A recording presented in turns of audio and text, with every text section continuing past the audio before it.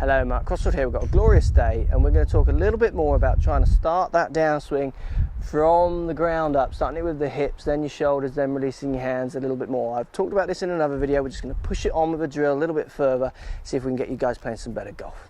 Let's get stuck in.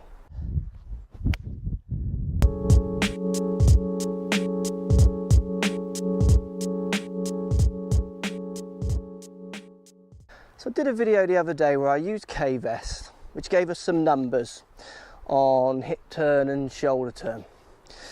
And what I was saying, that if I feel that I make a backswing where I turn my shoulders as far as I can against my hips, what happens when I get to the top of my backswing, my hips are locked, I can't actually move them. So starting with the hips first on the downswing, which you need to be doing, becomes almost impossible.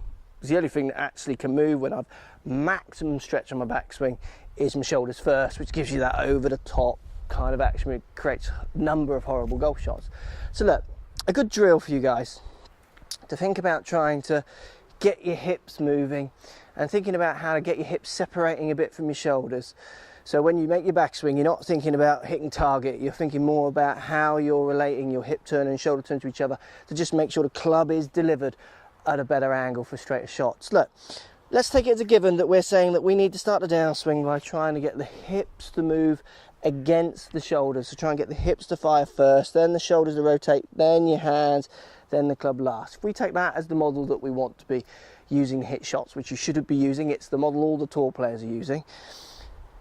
The thing I notice with students is that they just can't identify, when we talk about this, they can't identify the area that we're talking about. Obviously they know the area, but you put them into a golf posture and you say, okay, move your hips, and then what they do is they can't quite send the messages from the range to the right part of their body to switch it on, to actually feel that they're moving that part of their body independently from the others. It's a little bit like, you know, kind of this one, you know, where you try and separate the movements. It just throws you a bit. You can't get your body to connect. So look, simple drill.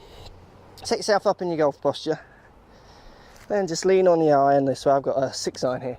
Trying to stay in your posture. Then from here, keeping your shoulders as still as possible, just really start to feel your hips, knees moving a bit, rotating against your shoulders. So that's starting to get me to identify the bit of movement and the bit of the body I'm trying to move. I can really feel it moving against my shoulders, and then put that into a swing.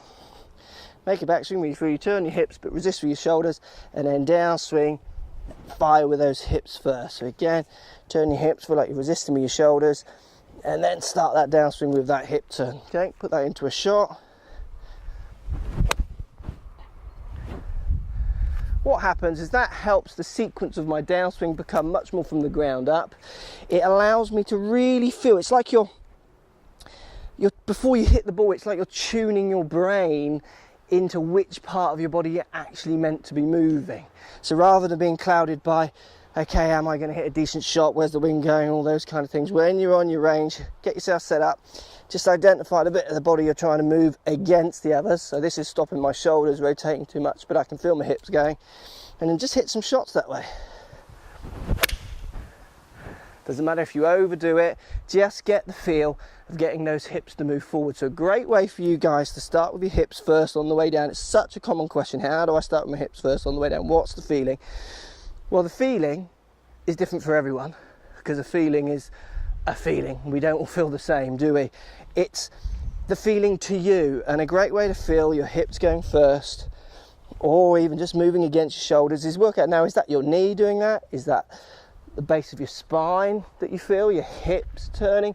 Which part of your body do you feel is helping you move your hips while keep your shoulders still? And a great way to do this at the start as well, just get yourself in front of a reflection. Let's pretend that's a mirror, and just move, watching your reflection, just to see your hips going separate from your shoulders.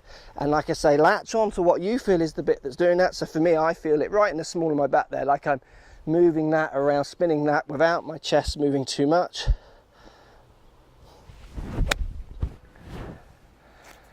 and then put that into a few shots. Hope that helps. Let me know, guys. Post comments down below. Get your hips firing first on the downswing. Sorts your club path out. At angle of attack, you'll hit better shots, straighter shots. Let me know how you go. Thanks for watching. So if you like what's going on here, don't be afraid to subscribe to the channel. Also thumbs up the video, post comments. Love to hear what you guys got to say. Let's keep it social. The more we talk, the more we share, the easier this game will get for everybody. So if you want to find me on Facebook here, you can find me on Facebook. If you want to tweet me, find me on Twitter here as well. Just follow the links, all in the description. Come and join the show. Get active, get involved, get playing some better golf. Thanks for watching.